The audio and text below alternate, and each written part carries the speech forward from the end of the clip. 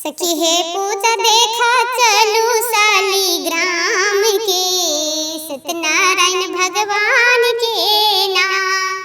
सखी है पूजा देखा चलू शालीग्राम के, सत्यनारायण भगवान के नाम।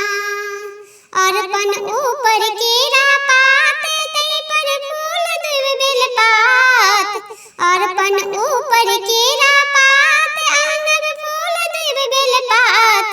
सखी है कलश बैसायब गंगा जल आम पात स, सत्यनारायण भगवान के नाम।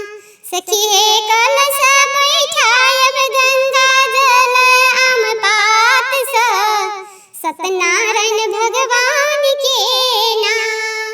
सखी है पूजा देखा चलू शालीग्राम के, सत्यनारायण भगवान के नाम।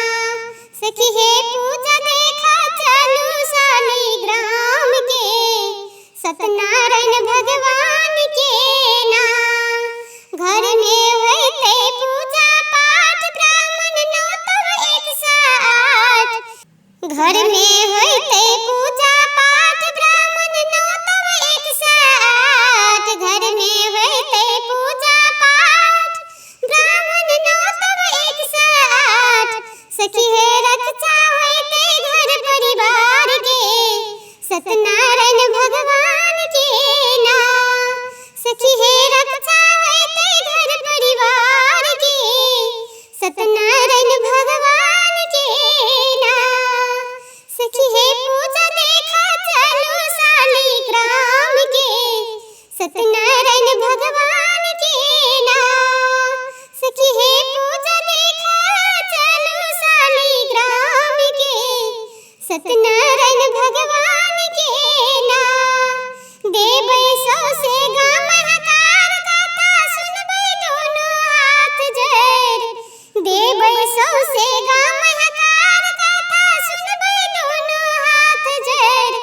सखी है भोग लगायब 56 परिकार के, सत्यनारायण भगवान के नाम। सखी है भोग लगायब 56 परिकार के, सत्यनारायण भगवान के नाम। सखी है पूजा देखा चलू शालीग्राम के, सत्यनारायण भगवान के नाम। सखी है पूजा देखा चलू शालीग्राम के, सत्यनारायण भगवान के नाम।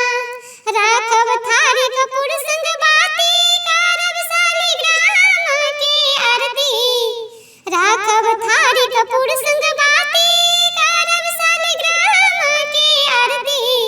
सखी है कल जोड़े विनती करब शालीग्राम के, सत्यनारायण भगवान के नाम। सखी है कल जोड़े विनती करब शालीग्राम के, सत्यनारायण भगवान के नाम। सखी है पूजा देखा चलू शालीग्राम के, सत्यनारायण भगवान के नाम।